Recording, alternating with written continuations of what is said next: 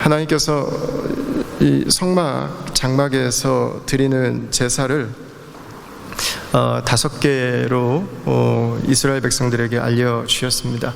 저희가 지난주에 3개를 나누었고요, 오늘 2개를 함께 나눌 예정인데, 지난주에 나눈 것들이 혹시 기억나시나요? 지난주? 네, 지난주 3개 저희 했었습니다. 첫 번째가 뭐였습니까? 첫 번째는 번제였습니다. 번트 오퍼링, 다 태워서 드리는 겁니다. 두 번째는 뭐였죠? 소제였습니다. 소제는 그레인 오퍼링입니다. 이것은 감사제였습니다. 세 번째는 화목제였습니다. 피스 오퍼링이나 아니면 펠로우십 오퍼링이라고 이름을 부르는 것입니다. 이 번제는 좀 능동적인 거예요. 능동적인 거. 하나님께 나를 드립니다. 나의 모든 것이 주님의 것입니다. 그래서 다 태워서 드리는 거예요. 다 태워서 하나도 남기지 않고. 마치 나를 주님께 내 모든 것이 주님의 것임을 고백하는 그 마음으로 드리는 것이었습니다. 그리고 두 번째 소제는 우리의 생명이 주께 있습니다. 하나님은 오늘도 나를 먹이십니다 라는 것입니다. 첫 열매를 주님께 드렸는데 그 열매는 이스라엘 백성들이었고 그 열매는 예수 그리스도셨습니다. 부활의 생명의 첫 열매 되신 예수 그리스도. 그리고 성경은 교회가 바로 그 첫 열매라고 말씀하고 있습니다. 그리고 이 화목제는 fellowship offering은 교제를 위해서 드리는 제사였어요. 그러니까 뭐 기름이랑 몇 가지 우리가 못 먹는 것 조금 빼고, 사실 이 화목제에서 하나님께 태워서 드린 거는 사실 다 몸에 별로 안 좋은 것들만 태워서 드렸어요. 몸에 좋은 거는 다 같이 나눠 먹은 거예요. 그 제사를 드리는 가족들과 제사장들이 함께 모여서 교제를 하면서, 우리가 전에는 원수였는데 이제는 하나님과 가족이 됐고, 이제는 우리가 함께 서로가 형제가 되고 자매가 됐다고 하는 그 교제의 제사였습니다. 그리고 이제 오늘 2가지를 하나님이 더 주셨어요. 그게 속죄제와 속건제입니다. 먼저 속죄제인데 sin offering이라고 이름이 붙어 있습니다. 아마 오늘 이 본문 읽으시면서 조금 이 성경을 읽으시는 눈이 많이 이렇게 좀 발달해 있으신 분은 눈치를 이미 채셨겠지만, 속죄제는 오늘 한글 본문에 보면은 부지중에라는 단어를 쓰는데 영어로는 unintentionally입니다. 그러니까 내가 의도하지 않았던 범죄인 거예요. 그때는 이게 범죄인지를 몰랐죠. 나는 범죄를 지을 의지가 전혀 없었어요. 생각을 안 했거든요. 나는 여기서 이렇게 화낼 마음이 없었는데 화를 내버린 거죠. 아내가 쓰레기 좀 갖다 버려달라고 2번, 3번 말했는데 그만 뉴스 보고 있느라고 그거를 못한 거죠. 아니, 이 게임 끄라고 벌써 경고를 몇 번 받았는데 마음으로는 지금 꺼야 되는데 이걸 지금 못 놓고 있는 거죠. 마음으로는 놓고 싶어요. 근데 이게 내 의지와 관계없이 이게 잘 안 되는 일들도 있고요. 어떤 일들은 나중에 깨닫습니다. 나중에 이게 하나님 말씀에 이게 잘못한 거였구나. 이게 내가 이게 하나님께 범죄한 거구나. 그런 것들입니다. 그래서 그런 것들에 대해서 하나님께 드리는 제사, 그게 바로 속죄제였습니다. 여러분, 솔직히 어떻게 범죄하는 게 항상 unintentionally인가요? 항상 나는 전혀 의도하지 않았는데 범죄하게 되나요? 여러분 어떠세요? 저는 이 단어는 하나님의 배려라고 생각해요. 하나님의 배려. 사실 아닐 때도 있거든요. 내가 안 할 수 있는데 하는 것들도 있거든요. 하나님께서 그분의 백성들을 향한, 저는 배려의 단어라고 생각해요. 배려의 단어. 오늘 우리가 읽은 5장 1절부터 4절을 한번 보시면 4가지 정도 예가 나옵니다. 법정에서 사실을 알매도 증언하지 않았어요. 법정에 가야 되는데 갑자기 집에 급한 일이 생겨서 갈 수가 없는 상황이 발생했어요. 어떻게, 내가 의지하지 않았지만 어떻게 할 수 없잖아요. 부정한 짐승을 만졌어요. 부정한 사람을 만졌고, 내가 맹세하지 말아야 될 것을, 그러니까 거짓 맹세를 한 거죠. 맹세를 잘못한 거죠. 그런 것들에 대해서 예로 하나님이 알려주신 것입니다. 이 속죄제의 특징 가운데 한 가지는 드리는 사람의 경제적 상황을 고려해 주셨다는 것입니다. 조금 경제적으로 어느 정도 여유가 있는 분들은 소로 드리게 하셨어요. 그러나 조금 어려우신 분들은 점점 내려가서 비둘기, 아니면 우리가 매일 먹는 밥, 그 밥의 일부를 하나님께 드리도록 하신 것입니다. 이게 맞죠. 만약에 많이 가지고 있는데 밥 한 공기 가지고 가서 드린다고 그러면 그게 잘못이라고 느껴지겠어요? 그래도 뭔가 좀 뜨끔해야 아이고 내가 범죄하니까 이렇게 되는 거구나, 이게 좀 와닿아야 이게 좀 경각심이 생길 수 있는 거겠죠. 그러나 이 속죄제는 개인적으로만 드리지 않았습니다. 이것은 국가적인 차원으로도 드려졌어요. 레위기 16장 말씀을 한번 볼까요? 레위기 16장 2절 3절인데, 여호와께서 모세에게 이르시되 내 형 아론에게 이르라. 성소의 휘장 안 법궤 위 속죄소 앞에 아무 때나 들어오지 말라. 그리하여 죽지 않도록 하라. 이는 내가 구름 가운데에서 속죄소 위에 나타남이니라. 아론이 성소에 들어오려면 숫송아지를 속죄제물로 삼고 숫양을 번제물로 삼아. 이렇게 기록을 하고 있습니다. 이 성소를 지나서 커튼을 하나 더 지나면 나오는 지성소라고 하는 곳이 있습니다. 이것은 아무 때나 들어갈 수 없었습니다. 대제사장이 1년에 딱 한 번 들어갈 수 있었어요. 그날이 대속죄일이라고 하는 날이었습니다. 이스라엘 절기의 클라이막스라고 할 수 있는 날인데, 이때만 이곳에 들어가서 속죄제물의 피를 그 위에 있는 속죄소에다가 뿌렸습니다. 그것으로 이스라엘 백성들의 죄가 사함받았어요. 그럼 피는 그렇게 했는데 그러면 나머지는 어떻게 했는가?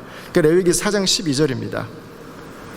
그래서 이 속죄제는 레위기 4장과 5장에 연달아서 나와요. 근데 저희가 오늘 5장만 읽은 거예요. 12절을 같이 한번 읽겠습니다. 시작. 곧 그 송아지의 전체를 진영 바깥 재 버리는 곳인 정결한 곳으로 가져다가 불로 나무 위에서 사르되 곧 재 버리는 곳에서 불사를 지니라. 아멘. 그 송아지의 피는 받고요, 나머지 전부는 진영 바깥 재 버리는 곳으로 가지고 갔습니다. 여기는 쉽게 말하면 이스라엘 백성들이 텐트를 치고 캠프를 이루고 있는 곳에 동떨어진, 오늘날로 말하면 쓰레기 하치장입니다. 오늘날로 말하면 모든 제사드렸던 것들과 그 오물들과 버려야 될 것들을 그곳에서 태우고 거기에서 마지막으로 처리하는 곳이었습니다. 여러분, 근데 참 놀랍지 않습니까? 진영 바깥 재버리는 곳인 정결한 곳으로 가져가서 이렇게 말씀하고 있어요.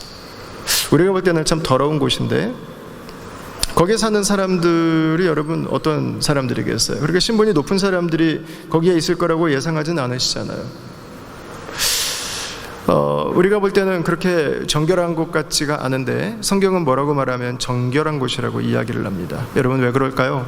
우리는 그것을 보고 더럽다고 말하고 냄새난다고 말하고 지독하다고 말하고 역겹다고 말할 수 있습니다. 그러나 그 동물들이 지독하게 죽고 역겹게 죽고 썩어가면서 죄로 말미암아 썩어야 되고 죽어야 되고 역겨운 우리의 죄가 사함받은 것입니다.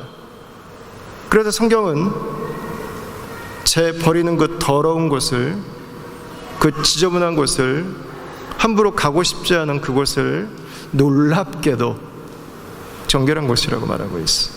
정결한 곳이라고.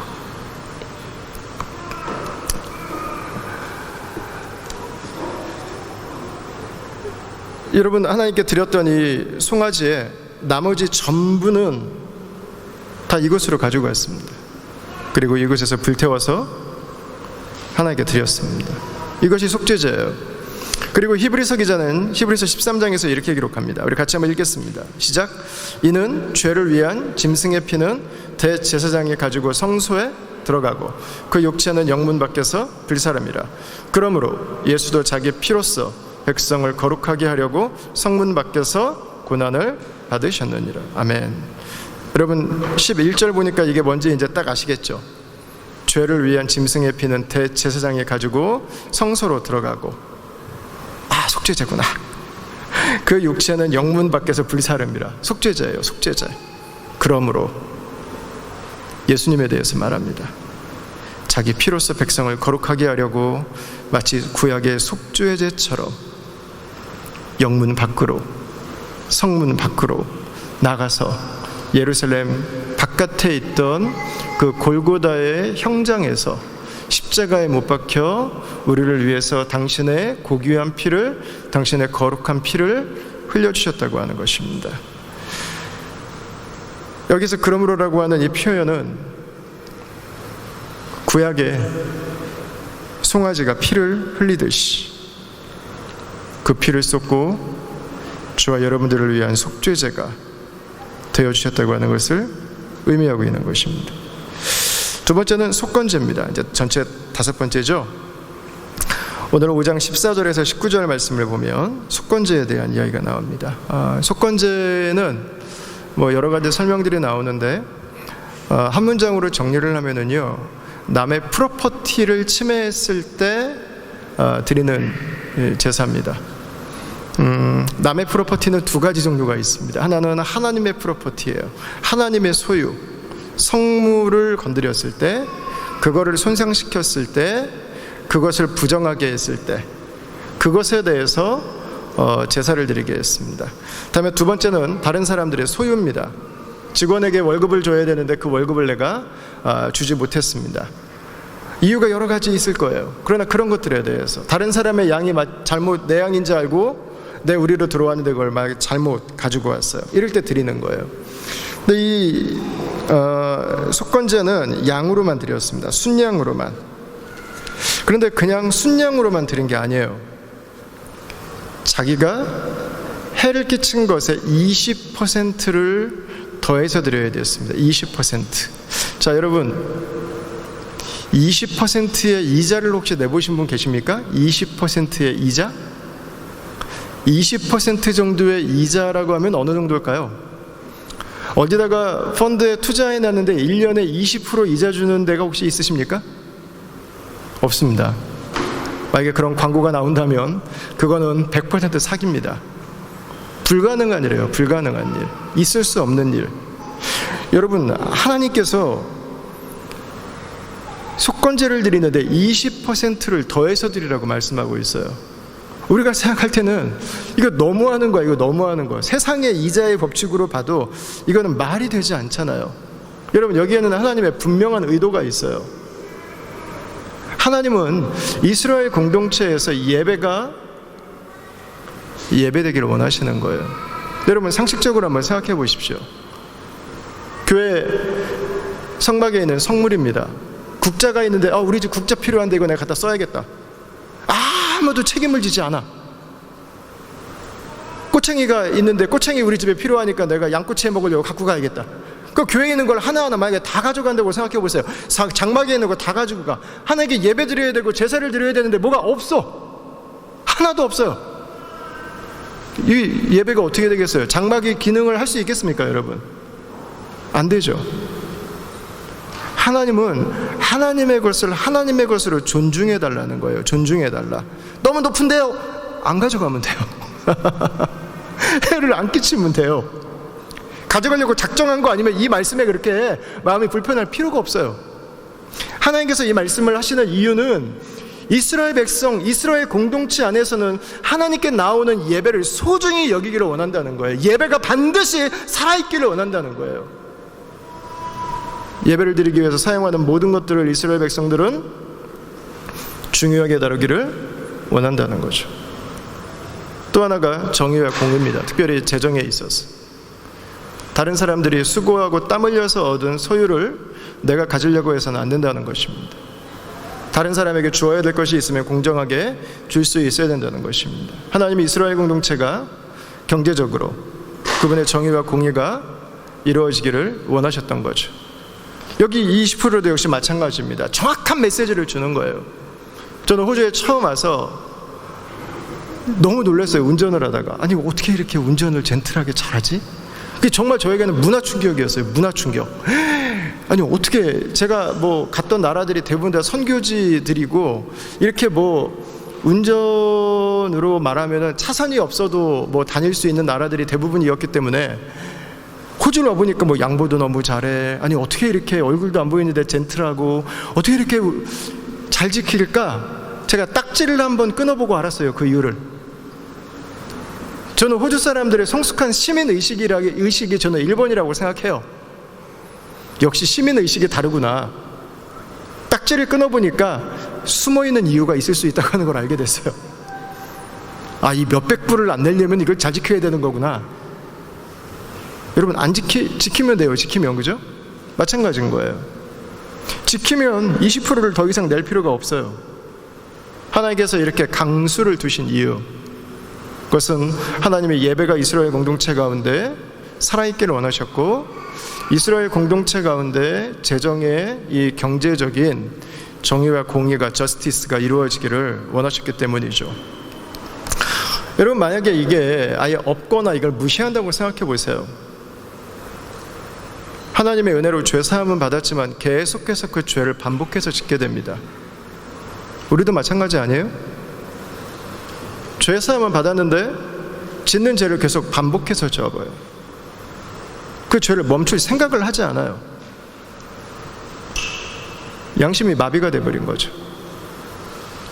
한 20% 정도 매기면은 멈출지 모르겠는데 20%가 이게 없어져가지고, 여러분, 그럼 20%가 그냥 없어졌어요? 아니잖아요. 200%로도 감당할 수 없는, 2000%로도 감당할 수 없는, 아니 2억 %, 2조 %로도 감당할 수 없는 한 분의 대가지불이 있었습니다. 히브리서 9장 말씀을 우리 같이 한번 읽겠습니다. 히브리서 9장 13절 14절입니다. 시작. 염소와 황소의 피와 및 암송아지의 죄를 부정한 자에게 뿌려 그 육체를 정결하게 하여 거룩하게 하거든. 하물며 영원하신 성령으로 말미암아 흠없는 자기를 하나님께 드린 그리스도의 피가 어찌 너의 양심을 죽은 행실에서 깨끗하게 하고 살아계신 하나님을 섬기게 하지 못하겠느냐. 아멘. 여러분, 어떻게 우리의 반복되는 죄를 끊을 수 있습니까?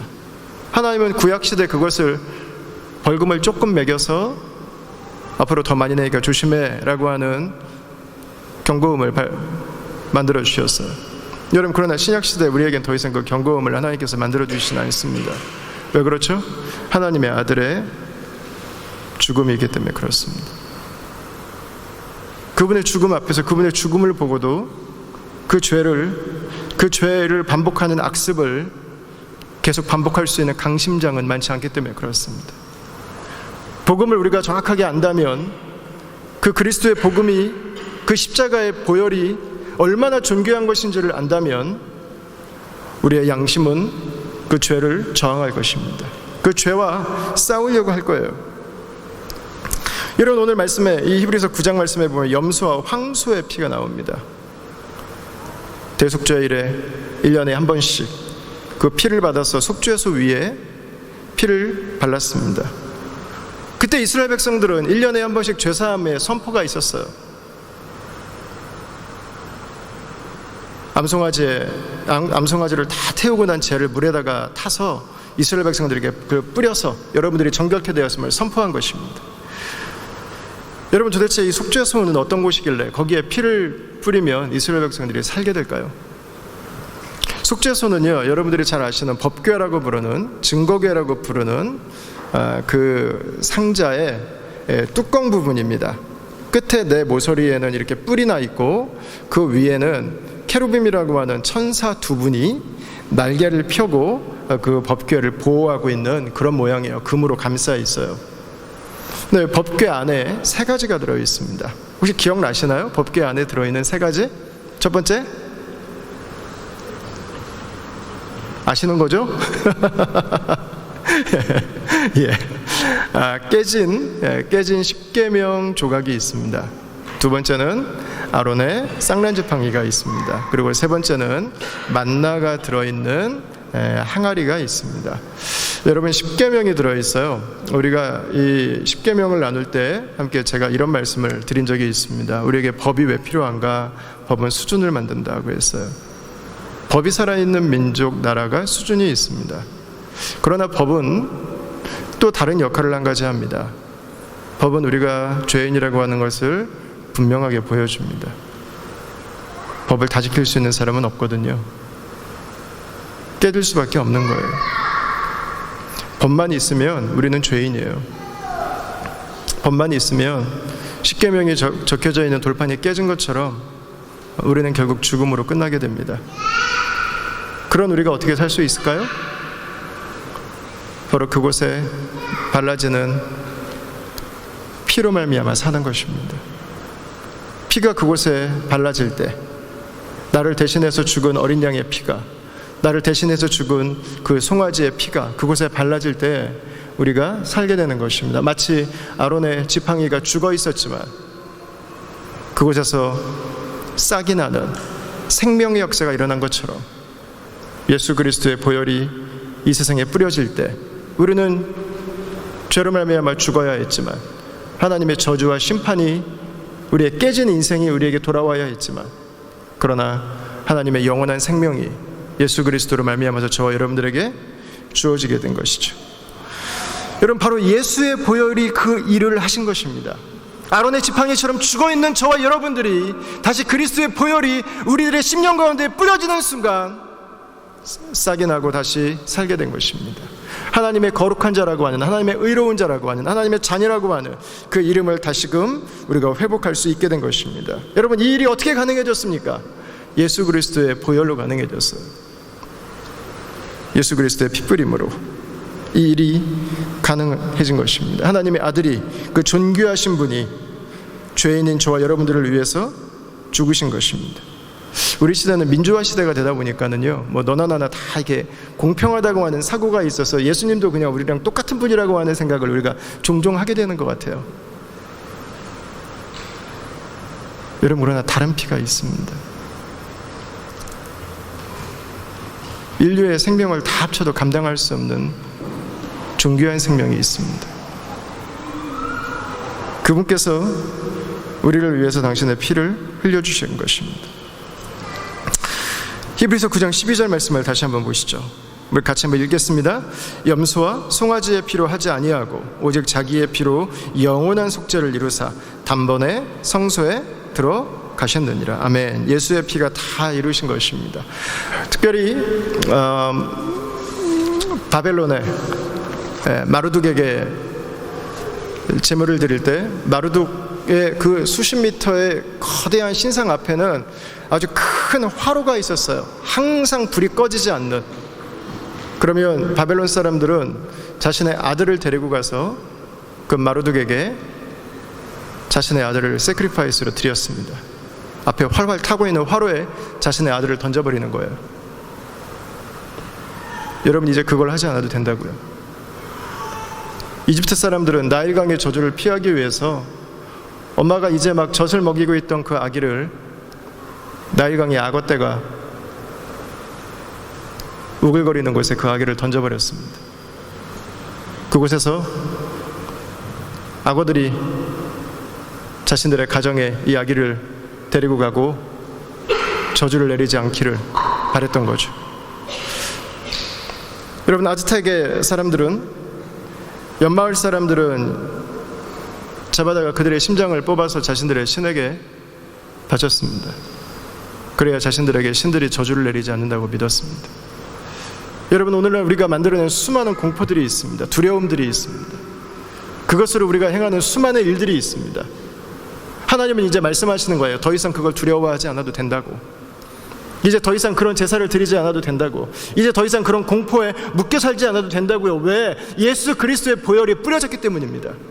예수 그리스도의 피가 우리를 죄로부터 자유케 했기 때문입니다. 우리를 저주로부터 벗어나도록 풀어주셨기 때문입니다. 그래서 에말디안이라고 하는, 원래 이분은 메디컬 닥터신데 좋은 책들을 많이 쓰셨어요. 이분이 성막에 대해서 쓴 책에 보면 이렇게 기록해 놓고 있어요. 우리가 여기에서 다시 한번 기억해 둘 것은 대속으로 죽은 희생제물의 죽음 바로 다음에는 그 피가 속죄소 위에 뿌려졌다는 사실이다. 물론 이제는 그리스도께서 우리의 대속자이시다. 그분은 우리를 위해 십자가에서 대신 죽으시고 죽음에 들어가셨다. 그리고 죽음에서 살아나신 후에는 즉시 하늘에 오르셨으며 하늘의 지성소에 들어가셔서 하나님의 보좌 앞에 놓인 속죄소에 주님의 보혈을 뿌리셨으며 죄의 문제를 영원히 해결하셨다. 뿐만 아니라 우리를 율법의 저주에서 구원하셨다. 이렇게 말씀하셨어요. 여러분, 이것은 성경적인 메시지입니다. 우리 6월절에서부터 봤잖아요. 문 앞에 어린 양의 피가 발라져 있으면 죽음의 천사가 지나갈 때 내가 그 피를 보고 지나가겠고, 로마서 3장 25절에서 이렇게 말합니다. 바울은 이 예수를 하나님이 그의 피로서 믿음으로 말미암은 화목제물로 세우셨으니 그랬어. 근데 여기 나오는 이 화목제물이라는 단어에 대해서 로마서 최고의 주석가라고 부르는 더글라스 무가 이렇게 설명을 했어. 여기 나오는 화목제물이라고 하는 단어는 힐르사테온이라고 하는 헬라어 단어인데 이게 속죄소를 의미한다는 거예요. 속죄소. 예수의 피는 속죄소에 뿌려진 보혈과 같다는 것입니다. 그 보혈로 이제는 저와 여러분들이 죄로부터 완전한 자유를 얻게 됐다고 하는 것입니다. 사랑하는 다음 가족 여러분, 우리를 자유케 하신 그 그리스도의 이름을 저와 여러분들의 평생을 통해 찬양하며 살아갈 수 있게 되길 축원합니다. 그분이 우리에게 주신 자유를 누리며 살아갈 수 있게 되길 바라요. 자, 여러분, 그럼 우리는 어떻게 살아야 될까요? 첫 번째, 하나님이 죄라고 하신 것에 대해서는 죄로 인식할 수 있어야 됩니다. 죄는 죄라고 해야 돼요. 죄를 자꾸 설명하려고 하면 안 돼요. 죄는 자꾸 해석하지 마세요. 죄는 죄지 뭘 자꾸 갖다가 붙여요. 죄는 죄예요. 하나님이 죄라고 하신 것은 죄인 거예요.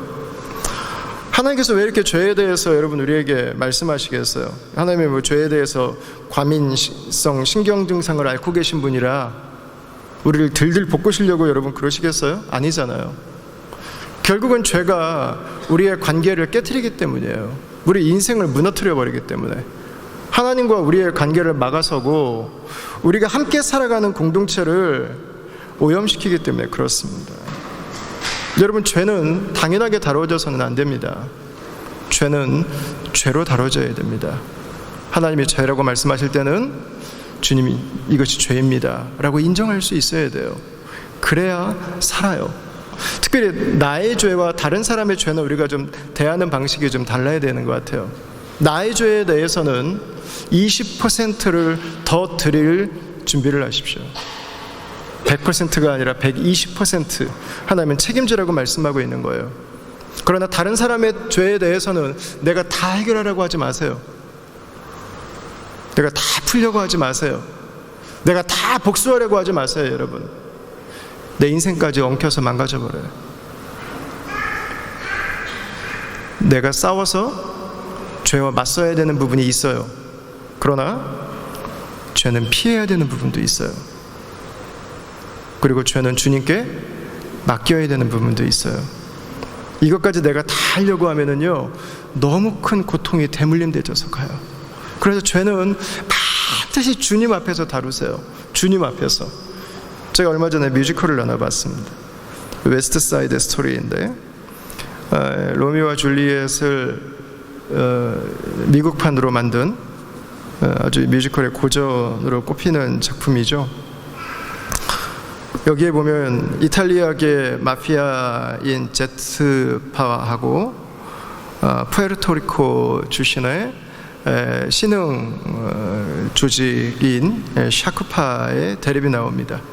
아니, 그게 이제 기본 구도인데 거기에 이 둘을 화해시키려고 하는 주인공 두 사람이 있어요. 토니하고 마리아가 나옵니다. 이들이 정말 열심히 노력합니다. 정말 둘 사이를 화해시키기 위해서 정말 열심히 애를 씁니다. 그런데 제가 스포일러가 되고 싶지 않아서, 이게 녹화가 되고 있어서 제가 내용을 다 말씀드릴 수는 없지만 이 뮤지컬을 보면서 제가 생각했던 건 두 가지였어요. 그래, 분명히 우리가 문제가 있다면, 죄가 있다면, 깨짐이 있다면 저렇게 노력해야 된다는 거예요. 그러나 나도 한계가 있는 존재라는 거예요. 다 할 수 없어요, 그 일을. 그리고 내 주변의 환경들도 내가 다 컨트롤할 수 없다는 거예요. 여러분, 내가 원하는 방식으로 풀어갈 수 없어요. 분명히 우리가 죄에 대해서 맞서야 되는 부분이 있어요. 싸워야 되는 부분이 있어요. 그러나 우리가 할 수 없는 부분이 있다고 하는 것을 인정할 수 있어야 돼요. 그래야 그 문제에 내가 매이지 않고 그 문제 안에서 내가 노인받으면서 동시에 그들을 도와줄 수 있게 돼요. 죄는 주님 안에서 풀어가십시오. 두 번째는 믿음과 함께 양심으로 살아가는 것입니다. 믿음은 우리가 주일날 모여서 예배하는 이것이 전부가 아닙니다. 믿음은 살아가는 것입니다. 하나님께서 우리에게 믿음을 주신 이유는 살아가라고 주신 것입니다. 모이라고 주신 것만이 아니에요. 흩어져 살아가라고 주신 거예요. 죄가 있고 문제가 있고 어려움이 있는 그 세상을 위해서 믿음이라고 하는 능력을 우리에게 주신 것입니다. 여러분, 믿음은 우리의 이성만이 아니라 우리의 양심과 우리의 의지가 인격적으로 주님 앞에 반응하는 것입니다. 우리에게 어떻게 양심을 가지고 살아갈 수 있을까? 여러분, 여러분들이 예배를 마치고 차에 타시는 순간 그 차에 예수님이 함께 계신 것을 인정하는 것부터 시작하시면 됩니다. 여러분들의 안방문을 열고 들어가셨을 때 안방에 주님이 계신 것을 인정하시는 것부터 시작하시면 돼요. 여러분들의 사무실에 주께서 함께하고 계신 것을 인정하는 것부터 시작하십시오. 내 삶의 주인이 하나님이십니다. 하나님께서 나와 언제나 동행하십니다. 여러분, 그분을 인정하는 것입니다. 그분을 존중하는 것입니다. 그분의 말씀 앞에 내가 모든 순간 신실하기 위해서 내 삶을 드리는 것입니다. 여러분들이 이게 정말 하고 싶은데 어렵습니다. 그러시면 내년에 양육과 훈련 사역을 들어오세요. 그리고 여러분, 내년에 제자훈련을 기대하세요. 아주 익사이팅한, 정말 즐거운 시간이 될 테니까 우리 꼭 함께, 이거 훈련이 필요해요. 훈련. 세 번째는 영문 밖으로 나아가는 것입니다. 히브리서 13장 13절입니다. 그런즉 우리는 그 능욕을 지고 영문 밖으로 그에게 나아가자 그랬어요. 예수 그리스도께서는 영문 밖으로 나아가셨습니다. 그분은 십자가에 죽으셨습니다. 이 말씀은 이중 미닝이에요. 하나는 영문 밖으로 나아가신 그리스도를 바라보라는 것입니다. 그러나 또 하나의 미닝이 있습니다. 우리도 영문 밖으로 나아가자는 거예요. 영문 밖에 버려진 사람들, 아무도 관심 갖지 않는 사람들, 학대당하는 사람들, 오늘 울고 있는 사람들, 오늘 외로움 가운데 있는 사람들, 그들을 향해서 나아가라는 것입니다. 오늘 우리가 이 시대에 고난당하는 자들이 누구인가? 오늘 이 시대에 아픔을 겪고 있는 자들이 누구인가? 그들에게 나아가라고 하는 것입니다. 여러분들에게 있어서 영문 밖에 있는 사람은 누구입니까? 여러분들의 가족들 중에 영문 밖에 있는 사람은 누구입니까? 여러분 친구들 중에 지금 영문 밖에 있는 사람은 누구입니까? 우리가 뉴스에서 만나는 영문 밖에 있는 사람들은 누구입니까? 이런 바로 그들을 향해서 나아가는 것입니다. 마지막 네 번째는 속죄제가 되는 것입니다. 우리가 속죄제가 되는 것입니다. 우리는 예수님을 통해서 배웠습니다. 내가 죽을 때 모두가 살 수 있는 길이 있다고 하는 것. 내가 이기려고 해서만 우리는 살 수 없다고 하는 것입니다. 속죄제가 있을 때 우리가 살았습니다. 여러분의 가정에는 속죄제가 필요합니다. 누군가 한 번 더 다 같이 피곤해요.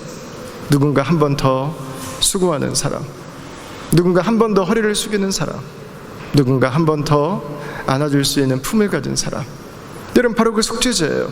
우리가 살리기 위해서는 조금 불편해야 됩니다.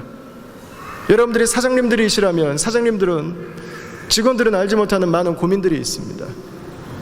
여러분, 그것은 사장이 감당해야 되는 속죄제의 의무예요. 직원들을 먹여 살리기 위해서, 그 회사가 돌아가도록 하기 위해서 여러분들이 있는 그 자리를 기쁨으로 감당하십시오. 이런 우리가 하루하루를 살아가면서 우리는 많은 뉴스들을 듣습니다. 우리는 환경에 대한 이슈들에 대해서 많이 우리는 듣고 있습니다. 몇 달 전에 이런 뉴스가 나왔어요. 내셔널 지오그래피에 앞으로 8년이 지나면 북극의 얼음이 여름에는 100% 다 녹는답니다. 그 지금 카운트다운 되고 있어요. 지금 8년. 여러분들의 자녀 세대들이 어른이 됐을 때는 옛날에는 북극에 곰이 살았대, 이 이야기가 이제 가능해지는 시대가 됐습니다. 마지막 한 마리 남아있던 검은 코뿔소가 수컷이 얼마 전에 죽었습니다. 2036년이 되면 남극에 있는 얼음도 다 녹습니다. 우리가 생각하는 것보다 기후변화가 훨씬 빠른 속도로 우리에게 다가오고 있습니다. 여러분, 속죄제가 필요합니다. 우리 가정에서부터 쓰레기를 잘 분리해서 버리는 것부터, 모임을 마치고 나면 여러분 정리를 잘하는 것부터, 간단한 일부터 우리는 시작해야 됩니다. 그리고 시작할 수 있습니다. 특별히 자연은 우리 세대만 쓰고 끝날 게 아니에요. 이거는 우리 자녀들이 쓸 부분을 남겨줘야 되는 거예요. 근데 우리 세대는 우리 자녀들이 써야 되는 부분을 지금 다 갖다 쓰고 있어요. 우리가 조금 더 편하게, 우리가 조금 더 쉽게 하기 위해서. 여러분, 브레이크가 필요해요. 속죄제가 필요해요. 누군가 좀 덜 써야 돼요. 쓸 수 있지만 안 쓰려고 하는 의지적인 노력들이 필요한 것입니다. 그래야 우리 자녀 세대들에게 우리가 미안하지 않을 수 있어요. 여러분, 교회도 마찬가지잖아요. 다음 교회가 8년 6개월을 여기까지 오면서 얼마나 많은 분들의 헌신이 있었어요. 수고가 있었습니까? 얼마나 많은 분들의 애씀이 있었습니까? 누구도 인정해주지 않지만 주님 앞에서 그 은혜에 감사해서, 교회가 너무 중요하기 때문에, 이 교회가 반드시 서야 되기 때문에, 이 교회를 통해서 하나님이 하실 일이 있음을 알기 때문에 자리를 지켰던 여러분, 얼마나 많은 분들이 있습니까? 그 한 분 한 분들로 인해서 교회는 지금까지 존재해왔고, 앞으로도 그 수고가 있기 때문에 교회는 존재해 갈 것입니다. 여러분, 바로 예수님께서 우리에게 보여주신 모습입니다. 예수님께서 승리하신 모습이죠. 그리고 우리가 주님 다시 오시는 날까지 그 주님을 닮아가는 방식이기도 하죠. 이제 말씀을 마쳐야 될 것 같습니다. 여러분, 이 성막과 제사제도들을 보면 조금 불편하고 저희가 너무 짧게 다뤘기 때문에 좀 잘 이해가 안 되는 부분들도 아마 있을 것입니다. 그러나 한 가지는 분명한 것 같아요. 어제 저희 가정 예배 드리는데 저희 아들놈이 그러더라고요. 아빠, 왜 하나님은 제사를 5개나 주셨어? 그냥 하나만 주면 되지 왜 5개나 줘가지고 왜 우리를 이렇게 피곤하게 5개 외우자고 그랬거든요. 제가 그랬더니, 여러분, 왜 5개나 주셨을까요? 하나님의 의지는 너무 분명합니다. 하나님은 그분의 백성들이 어떤 상황 가운데 있든 하나님께 나오는 길이 막히지 않기를 원하신 것입니다. 하나님의 의지는 분명합니다. 하나님은 그분의 백성들에게 나는 너와 함께 있기를 원한다는 것입니다. 나는 너로부터 예배를 받기를 원하신다는 거예요. 나는 너에게 나의 축복을 흘러보내기를 원하신다고 하는 것입니다. 하나님은 그것을 위해서 당신의 영광스러운 보좌를 두시고 이 땅에, 그 광야의 척박한 곳에 오신 것입니다. 우리는 빌립보서 2장 말씀을 묵상하면서 예수님께서 하늘 보좌를 버리고 이 땅에 오셨다고 우리는 잘 알고 있습니다. 여러분, 그러나 그것은 빌립보서 2장에서 예수 그리스도 때 이루어진 사건이 아니에요. 그것은 성막에서부터 시작된 거예요. 구약에서부터 이미 하나님은 자신의 보좌를 버리고 이 땅에 오신 것입니다. 여러분, 그러나 이것은 성막에서 시작된 일도 아니에요. 이것은 에덴에서부터 시작됐어요. 죄로 말미암아 악취가 진동하는 그 에덴을 하나님은 짐승의 피를 흘려서 아담과 하와를 살려주시는 그 역사를 이미 시작하셨던 것입니다. 여러분, 하나님께서 왜 우리에게 이 희생제물의 핏부림의 은혜를 받도록 하셨을까요? 하나님께서는 지금 계속 에덴을 회복시키고 계신 것입니다. 하나님과 함께 살아가는 그곳, 하나님을 예배하는 그곳, 이 세상이 신이 되지 않고 이 세상이 하나님이 지으신 곳임을 알고 그분의 정의와 그분의 공의가 이 땅 가운데 드러나기를 원하는 백성들을 하나님은 오늘도 계속해서 세워가고 계신 것입니다. 사랑하는 다음 가족 여러분, 나는 한 주간도 여러분들이 예수 그리스도의 핏부림의 은혜 가운데 살아가시길 축원합니다. 여러분 마음 가운데는 막연한 두려움과 불안들을 주 예수 그리스도께 맡겨드리십시오. 나는 여러분들의 가정에서부터 그분의 에덴을 경험하길 축원합니다. 나는 여러분들의 차 안에서 에덴을 경험하길 축원합니다. 난 여러분들의 일터가 하나님의 에덴이 이루어지길 축원합니다. 우리가 살고 있는 도시에 그 하나님의 나라가 이루어지기를 하나님은 오늘도 그분의 백성들을 통해서 기대하시는 것입니다. 예수 그리스도의 보혈 안에 살아가십시오. 예수 그리스도 그분을 닮아가십시오. 그분을 사모하십시오. 그분의 삶을 배워가십시오. 여러분들을 통해서 예수 그리스도 그분의 일하심의 놀라운 손길들이 우리가 살고 있는 이 도시의 곳곳에 드러날 수 있기를 주의 이름으로 축원합니다. 우리 이 시간 다 함께 찬양하겠습니다.